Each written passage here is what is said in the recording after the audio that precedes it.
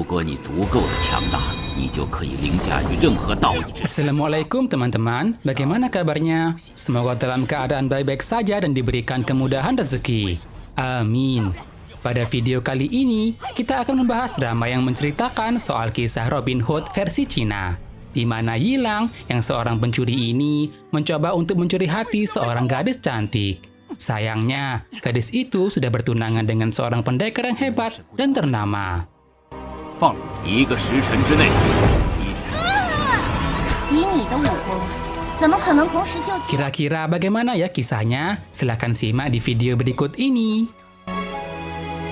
对不起，你不是一个坏人，我一直相信所有的恶事都不会是你做的。相信一切吧，比修友好，解了毕君身上的毒。若是失败，是该结束，是该结束了。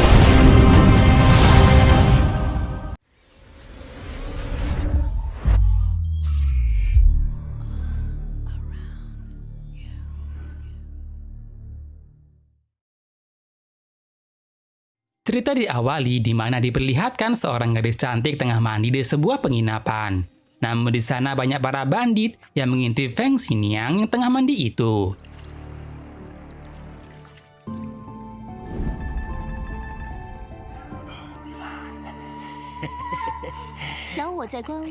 Para bandit itu bahkan sampai masuk ke tempat Xiniang mandi. Mereka mencoba menakut-nakuti Xiniang. Bahkan hingga menantangnya bertarung tanpa tahu identitas Xiniang. Xiniang pun meladeninya dan dengan mudah menumbangkan mereka semua.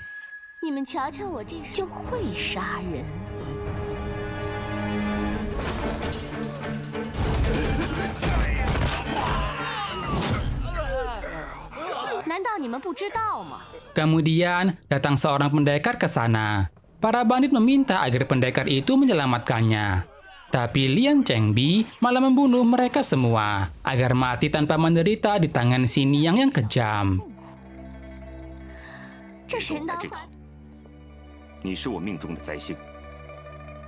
Chengbi memang sengaja diundang Xiniang ke sana untuk mengetahui seberapa hebat Chengbi saat ini.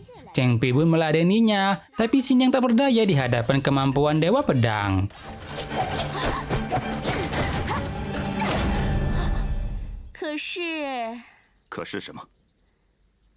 Tak puas pakaiannya sudah tercompang-camping, Xiniang malah ingin melihat kemampuan tangan kiri Chengbi yang terkenal akan kecepatannya dibandingkan tangan kanannya.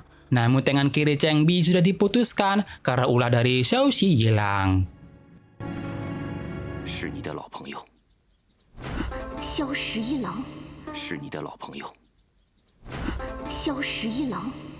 Kembali ke masa lalu, diceritakan Xiaoxi Yilang merupakan seorang pencuri yang selalu memberitahukan aksinya yang akan ia lakukan. Dan sebentar lagi, Yilang akan segera muncul, namun yang datang malah seekor kuda dengan gerobak yang terbakar.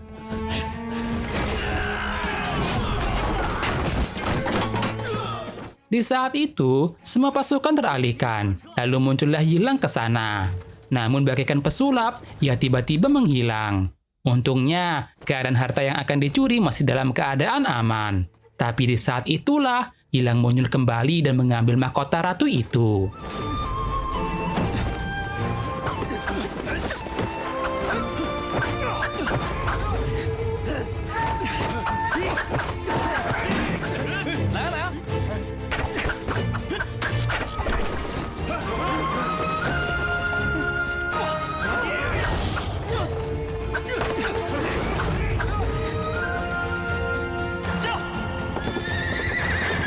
Di saat itu juga, sebenarnya Xiniang tengah ulang tahun. Ia merasa sedih karena harus terlahir di hari yang sial itu. Namun tiba-tiba muncul kembang api di sana. Dan datang pula Yilang ke sana untuk memberikan mahkota ratu yang ia curi. Sebagai hadiah untuk ulang tahun Xiniang.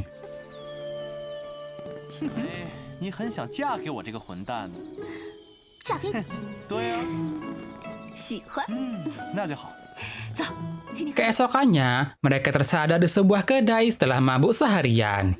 Di luar tengah ada keributan, di mana Chengbi akan menikahi Seng Bichun. Di mana Chengbi dan Bichun sama-sama seorang ahli kungfu. Dan disinilah, Xiniang mengajak Yilang untuk mencuri mas kawin Seng Bichun ini.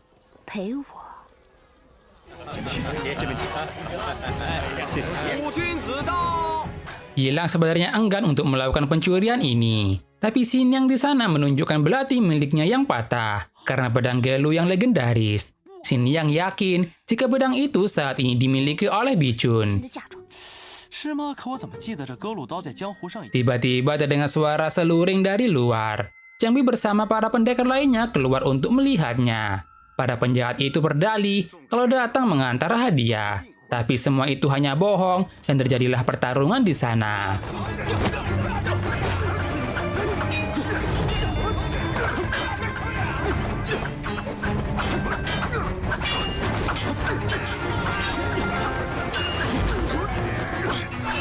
Di tengah pertarungan, datang pendekar wanita ikut bergabung. Pendekar itu adalah Nyonya Sen yang terkenal akan kekuatannya.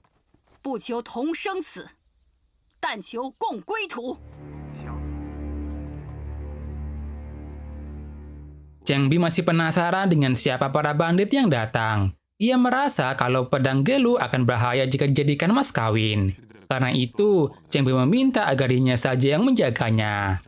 Di saat yang sama, Yilang bersama dengan Xiniang mulai menjalankan rencananya untuk mencuri pedang Gelu yang legendaris itu.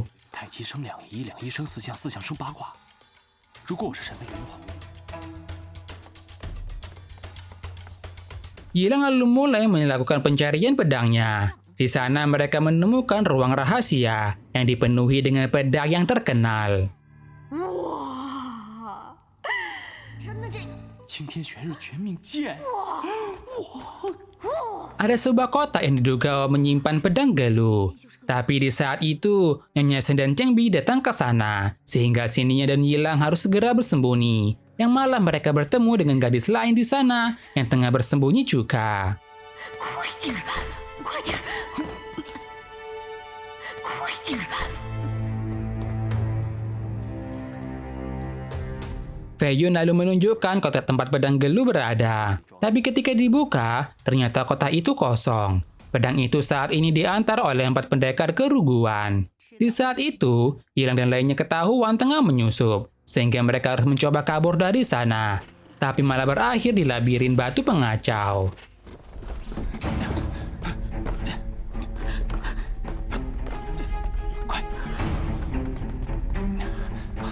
Gadis misterius itu, Sen Bichun, menawari untuk membantu keluar, namun dengan syarat harus membawanya pergi juga. Dan di saat itu, Cheng Bi mengerahkan pendekar yang ada untuk mengejar Yilang dan yang lainnya, sehingga berakhir harus melakukan pertarungan di sana.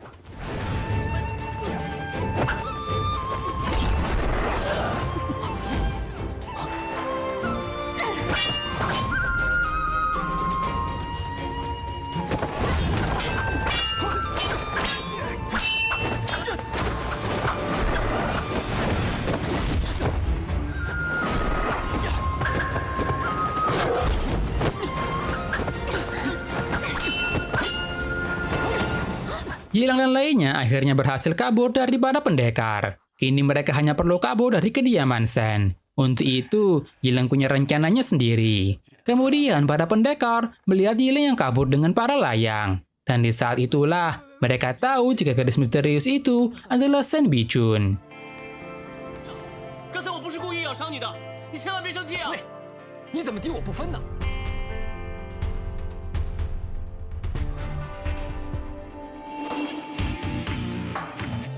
最美的两只在我身边，一只喜鹊热情聒噪，一只百灵。 Nyonya Sen marah kepada Wu Shuang karena sudah membiarkan Bichun pergi. Tapi Shuang melakukan ini karena tak tega melihat Bichun yang sedih, karena Nyonya Sen yang tidak memberikan perhatiannya. Untungnya datang Cheng Bi ke sana dan minta agar Shuang dimaafkan. 无双，还不快信？ Nyonya Sen lalu meminta untuk Cheng Bi segera menemui 4 pendekar untuk mengawal pedang Gelu dengan baik. Karena saat ini, Yilang sudah tengah mengincar pedang itu juga. 这入关之路也是好的。 那程璧即刻就启程。 Sedangkan yang lainnya sampai di sebuah kota. Di sana, Xiniang masih tampak kesal dengan kehadiran Bichun. Bichun mempertanyakan kenapa Yilang mau menyelamatkannya. Tapi bagi Yilang, selama itu gratis cantik, maka akan ia selamatkan. Dan di sini, Bijun memutuskan untuk pergi berkelana sendiri. 沈家庄不一样的，你要小心。还看？人都走了，你看什么看啊？看不见容颜。 Bijun tengah ingin pergi menuju ke Wang Chuanku. Di sana ia melewati sebuah desa yang cukup sepi. Dan banyak warga yang tengah bersedih karena para gadis di sana yang menghilang. 姑娘这么美，婆婆就免费送你买件寿衣吧。 Kemudian, ada seorang nenek yang tiba-tiba menyerang Bijun. Bijun tak mampu menangani nenek itu. Bahkan Bijun dibuat jatuh pingsan. Bijun dibawa ke sebuah rumah yang menakutkan. Ketika terbangun, Bijun sadar kalau tengah di Wudojiao. Dan kali ini, Bijun juga akan diambil darahnya sebagai persembahan untuk ketua mereka. Sama seperti yang terjadi kepada para warga desa sebelumnya. 又岂只是头发？教主从上到下。 Ditangkapnya Bijun dilaporkan kepada Hua Ruyu, di mana nantinya Ruyu memerlukan darah Bijun untuk berlatih. Ketika melihat Bijun, Ruyu pun takjub akan kecantikannya. Karena itu, ia tak akan dibunuh setelah diambil darahnya. Namun ketika Bijun diambil darahnya, ular sanca tersebut malah takut terhadap Bijun. Dan di sini, Ruyu akhirnya tahu jika gadis yang ia tangkap adalah Bijun. 我终于知道你是谁了。沈飞云的毒，你还能找到比她更美的美人吗？ Di saat yang sama, Changbi dalam perjalanan menemui 4 pendekar. Setiap ada kesempatan, ia sambil mencari jejak kepergian Bijun. Di saat itu juga, Xingnian dan Yilang juga tengah menanti 4 pendekar, di mana mereka semua terkenal akan kekuatannya. 专打人身上的36处大穴，72处小穴。最后那个，一只胳膊那个，背的是不是各路党？最讨厌你这种长别人志气，你自己威风的样子。 Rencananya, Xingnian akan menggoda 4 pendekar itu. Namun sebelum itu, ia harus menyingkirkan Changbi yang telah tiba. Ia menarik perhatian Changbi untuk pergi mengejarnya, dan beberapa orang terluka setelah mengalami kecelakaan. 过来点。什么？快点冲！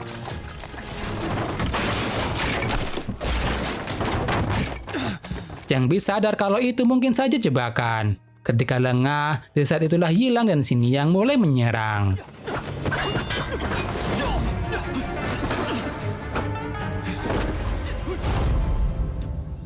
你不把人交出来，休想！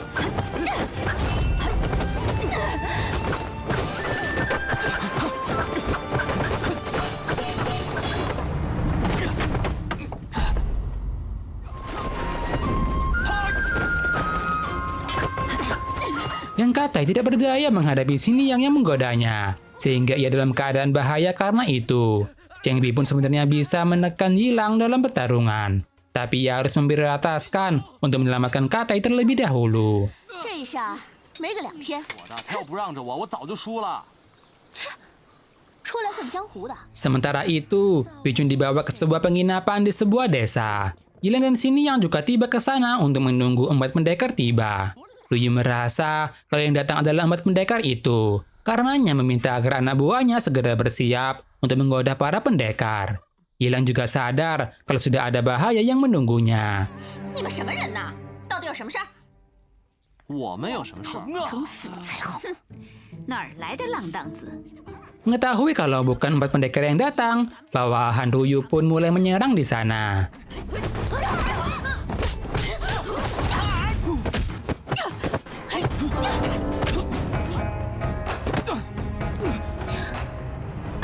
Ketika bertarung, Ruyu mulai tertarik kepada Yilang. Karena itu, pertarungan itu pun dihentikan dan membiarkan mereka untuk menginap di sana. Namun memperingati agar tidak keluar malam ini. Ruyu tahu tujuan kedatangan mereka untuk pedang Gelu, tapi Ruyu tak membiarkan mereka untuk mati, terutama Yilang. Ia berencana untuk menjadikan Yilang untuk tunduk kepadanya.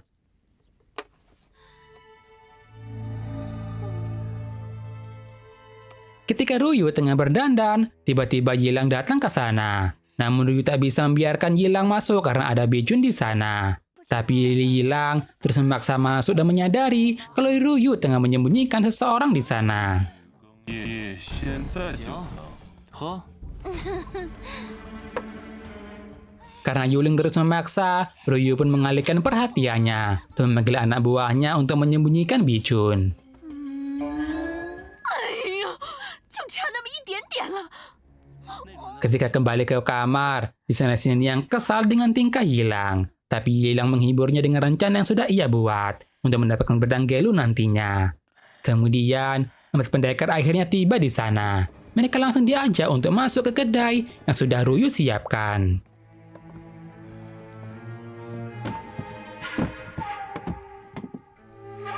咱们大漠有名的烤全羊，咱们大漠这烤全羊啊，就属这羊。 Di sana, anggota Ryu mencoba untuk menyerang 4 pendekar, tapi mereka semua gagal, sehingga Ryu turun tangan menghentikan keributan yang terjadi. Di saat itu, Yuling mencampurkan sebuah racun kepada Ara dan mulai bersandiwara untuk mendekati 4 pendekar di sana.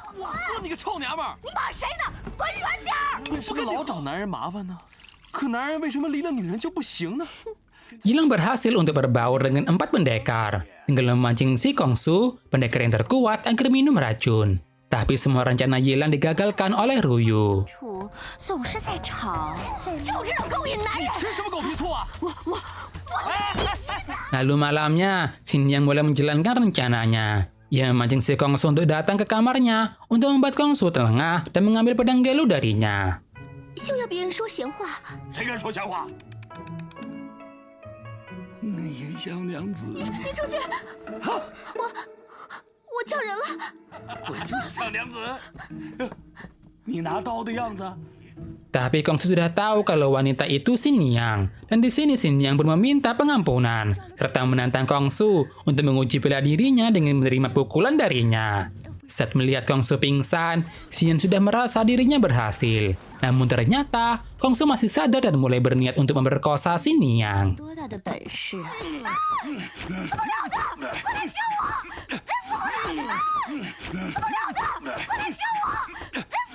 Untungnya, datang Yilang ke sana menghentikannya. Dengan kerjasama Yilang dan Xin Yang, mereka berhasil membawa pedang Gelu. Tapi keempat pendekar hebat tak membiarkan hal itu.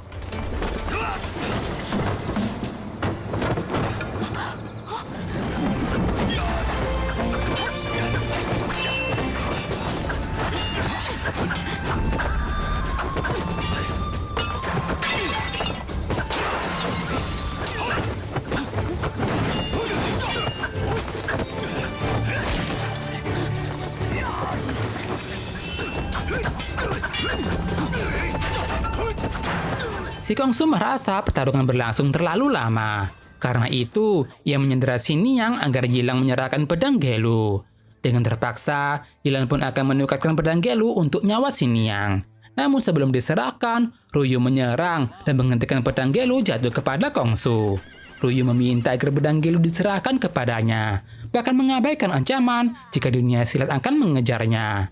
Dengan sulingnya, Ryu bisa mengendalikan para binatang beracun, serta semua warga yang sudah ia kendalikan untuk menyerang.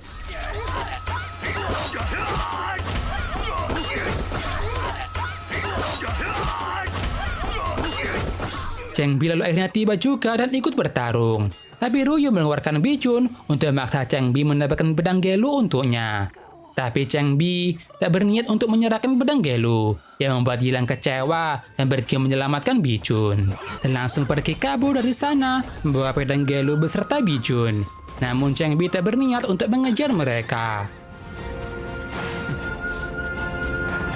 牛是嘿嘿，你今儿说什么我都不会。 Xin Yang merasa senang karena bisa mendapatkan pedang Gelu. Namun karena Bijun mengikuti mereka, yang membuat Xin Yang tak suka. Dan di sini, Yilang harus mendamaikan mereka dan mengajaknya untuk menikmati pedang Gelu. Tapi di sana, Yilang menyadari keanehan pada pedang Gelu.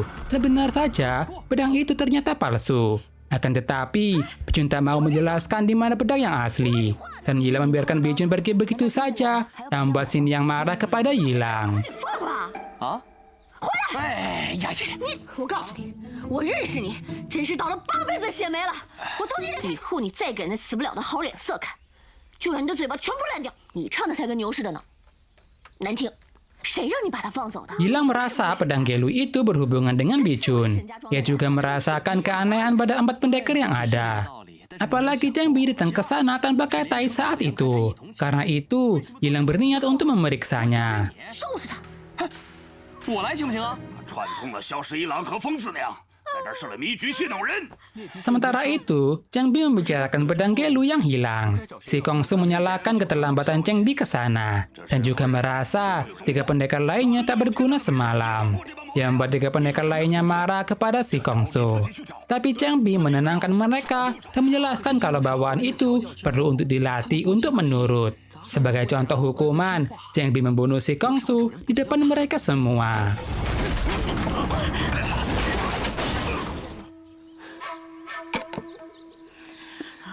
Untuk nyawa Ruyu, Cheng Bi mengajaknya untuk bermain. Di mana kalau Ruyu menang, ia akan mengampuninya.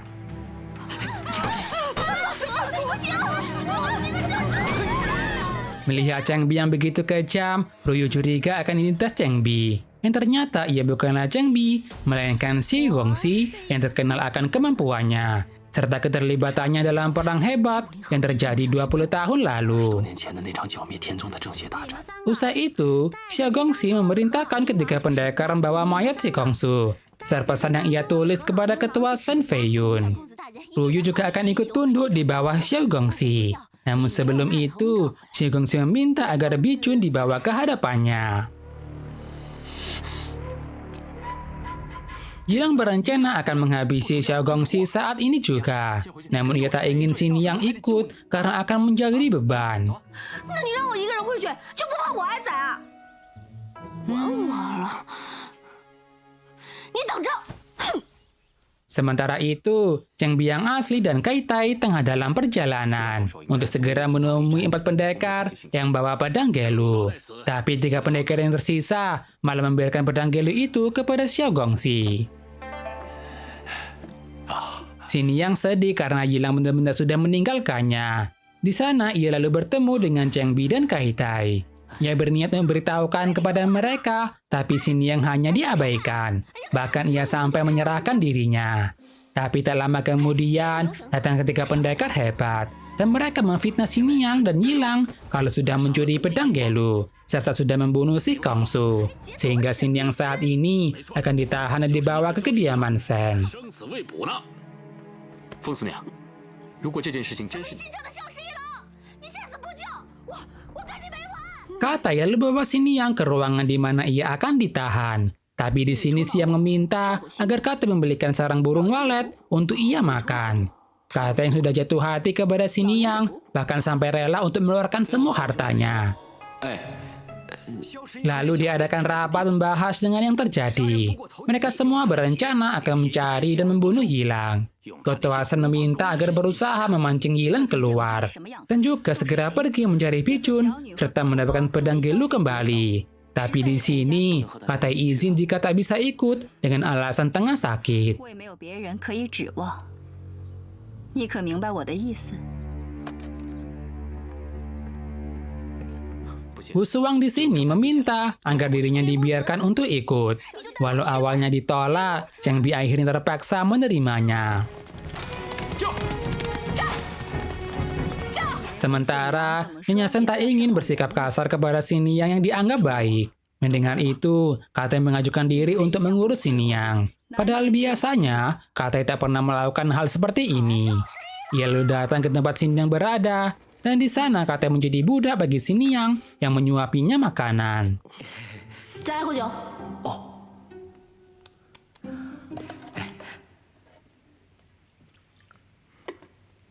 Xin Yang curiga jika Kaitai punya maksud tersembunyi. Tapi bagi Kaitai, ia tak tertarik dengan pedang Gelu. Ia juga tak menyukai Bichun seperti yang Xin Yang katakan.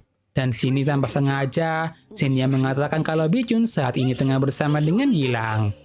Sedangkan, Bichun yang tengah di kota mendapatkan teror laki dari nenek misterius. Nenek itu kali ini tak menyerangnya secara langsung, tapi menggunakan hipnotis kepada Bichun.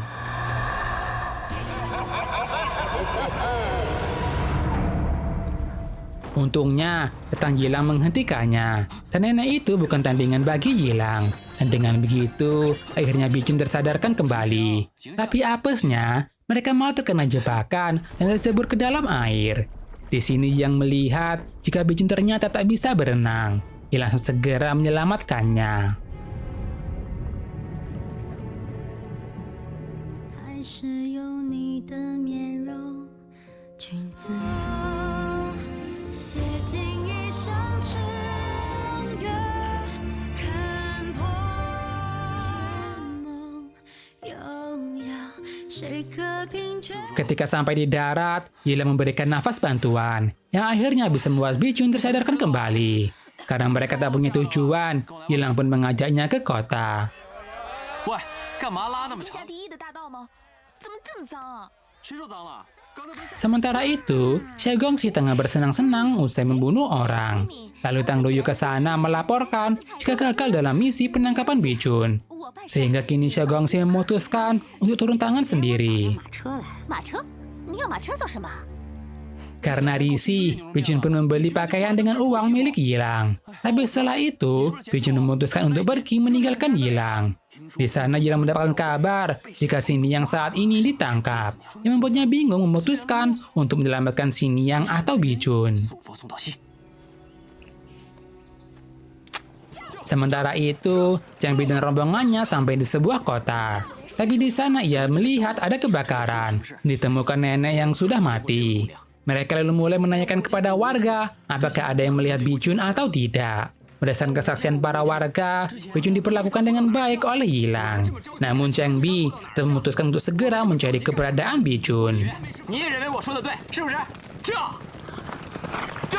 Bichun sendiri memutuskan untuk beristirahat di sebuah kedai.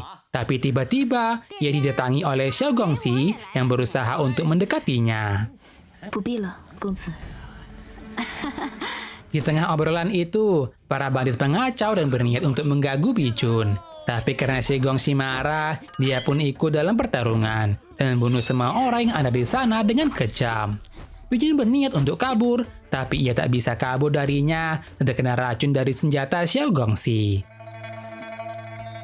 Yilang yang tengah mencari Bichun melihat keadaan kedai sudah berantakan dan semua orang mati. Sementara itu, Bichun yang pingsan dibawa oleh Xiao Gongxi. Ia tak menyangka Xiao Gongxi yang terlihat baik ternyata begitu kejam. Kemudian, Xiao Gongxi menggoda Bichun di sana seolah berniat untuk memperkosanya, yang membuat Bichun ketakutan hingga pingsan lagi. 什么事情？醒醒啊！怎么这样就晕过去了？ Kemudian, Yilang datang menghentikan Xiao Gongxi menyerang Bichun, sehingga pertarungan di antara mereka tak terhindarkan.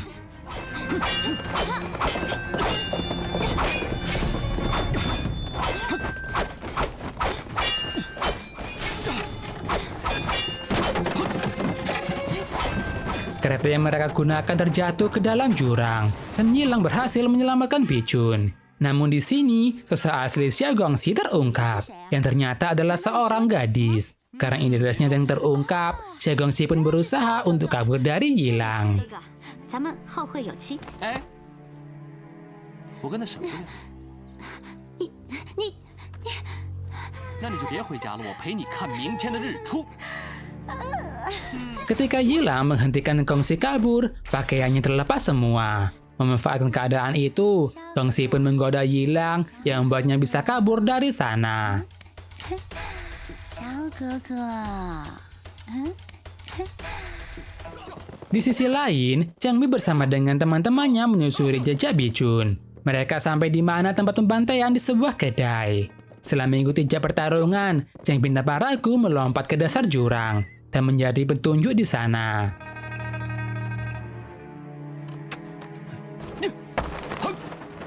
不像没有把握的事情，他是绝不会做的。就是啊， Sementara itu, Xiniang tengah mengobrol bersama dengan Katai. Xiniang menjelaskan lagi kalau ia tak memiliki pedang Gelu. 好你个杨开泰，还敢套我的话！ Bichun yang pingsan dirawat langsung oleh Yilang. Namun ketika bangun, ia malah menampar Yilang di sana. Bichun masih trauma akan kejadian sebelumnya. Tapi Yilang menjelaskan kalau Gongxi sebenarnya adalah wanita. 哭了，不不就给个姑娘摸几下？真的？不信啊？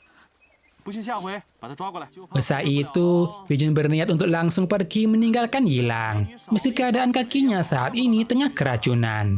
Yilang menghentikan Bijun pergi dan mintanya untuk bersabar hingga ia menyelamatkannya. 那边有节目屋，我带你去解毒。 Cheng Bi sampai di mana tempat Yilang bertarung. Ia menemukan jejak pertarungan di sana. Namun ia merasa kalau pelakunya sudah kabur dari sana. Namun Cheng Bi memutuskan untuk istirahat dulu sejenak. 合眼了，今天就在此过夜吧。连公子， Cheng Bi gelisah memikirkan kenapa Bijun pergi di hari lamarannya. Namun Wu Xuan menjelaskan kalau Bijun hanya takut jika Cheng Bi sama seperti dengan Nyonya Shen yang akan mengekangnya. 我不是，我一定会让他了解我的。 Bijun lalu dirawat di sebuah gubuk kayu yang ternyata rumahnya Yilang. Yilang berniat untuk merawatnya langsung, tapi Bijun malu menunjukkan kakinya. Sehingga Yilang terpaksa merawatnya tanpa melihat luka Bijun. 多药啊！哇，刚才要不是一直守护着你，撕开点。我要下药了。 Ketika beristirahat, Bai Shui membicarakan soal Cheng Bi, di mana dulunya ayah Cheng Bi melakukan hal yang memalukan bagi dunia silat. Ketika kalah melawan Xiao Yaohou, Bai Shui menyindir mungkin saja Cheng Bi akan melakukan hal yang lebih buruk. 连公子现在是赔了夫人，我睡着了。 Usai itu, Yilang menceritakan di mana Cheng Bi yang rela mengorbankan nyawa untuk Bijun. Namun Bijun masih salah paham, sehingga Yilang menjelaskannya. Kalau yang datang sebelumnya adalah Cheng Bi palsu. Yilang merasa Bijun dan Cheng Bi merupakan pasangan yang serasi. 他对我来说， Tapi sebelum pernikahan, Bijun tak pernah bertemu dengan Cheng Bi sama sekali. Ia takut jika Cheng Bi akan mengegangnya sama seperti yang ibunya lakukan. Tapi Yilang menyangkalnya karena ia paham bagaimana sifat Cheng Bi. 他会放你去飞的。喂，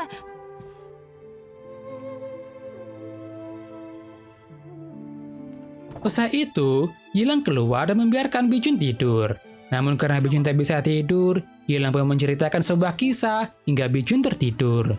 Di sana juga, Bijun mengatakan tujuannya untuk ke Wang Chuanku, di mana ia pernah diselamatkan teman masa kecilnya dulu.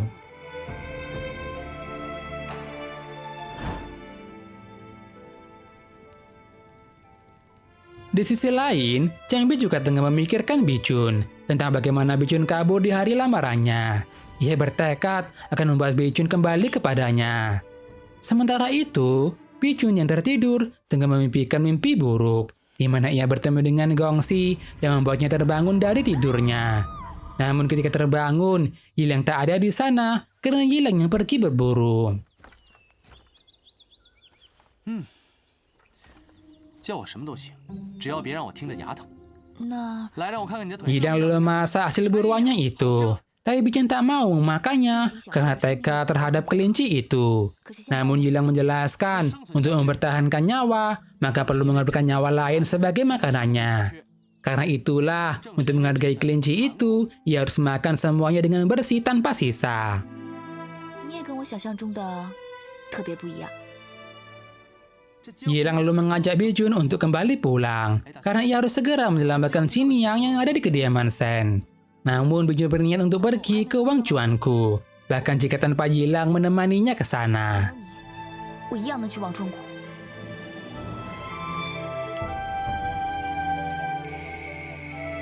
Kemudian, Cheng Bi akhirnya sampai di rumah Yilang. Namun Yilang dan Bijun sudah pergi dari sana. Tapi Cheng Bi yakin jika Bijun ada di sana semalam. Mendengar itu, Bai Shui malah mengompori Cheng Bi. Kenapa yang mungkin saja terjadi antara Bijun dan Yilang. Tapi Cheng Bi tetap tenang dan terus melakukan pencariannya. 连公子，我家小姐不是那种不自重的人，你不要听竹白水胡说。 Di tempat lain, Xiniang meminta agar Katai melepaskannya. Hingga akhirnya Fei Yun datang ke sana. Xiniang menjelaskan lagi kalau pedang Gelu yang ia ambil adalah palsu, serta Gongxi lah yang telah membunuh si Kongsu. Tapi Fei Yun tak percaya kata-kata Xiniang yang membuat Xiniang marah dan mengatainya. Untungnya, ada Katai di sana yang melindungi Xiniang agar tak disiksa oleh Fei Yun. Feng Yun hanya akan memberikan waktu hingga malam ini untuk KTM menginterogasi Xinyan. 传出去恐怕会影响姑姑的声名。如果你到时候再想阻拦，就请离开沈家庄。 KTM meminta agar Xinyan bersabar. Ia berjanji akan mencari cara untuk menolongnya. Sementara itu, Pichun dan Yilang sampai di sebuah taman bunga. Melihat keindahan itu, Pichun merasa begitu senang. 主席中，就算时间模糊回忆的夜未央，梦微凉，积累离伤，残留一抹胭脂。 Yilang memuji Pichun tampak sangat cantik ketika tertawa. Pichun lalu menanyakan mengenai bunga-bunga yang ada di sana. Tapi Yilang merasa seharusnya Pichun tahu akan bunga-bunga itu. Tapi Pichun menjelaskan kalau ibunya sudah mencabut bunga-bunga di kediamannya. Kira-kira apa yang terjadi? Akankah pedang Gelu bisa kembali ke kediaman Shen? Tunggu di part selanjutnya ya. Klik like jika kalian suka dengan video ini. Dislike jika tidak suka. Sampai bertemu kembali di part selanjutnya. Bye-bye.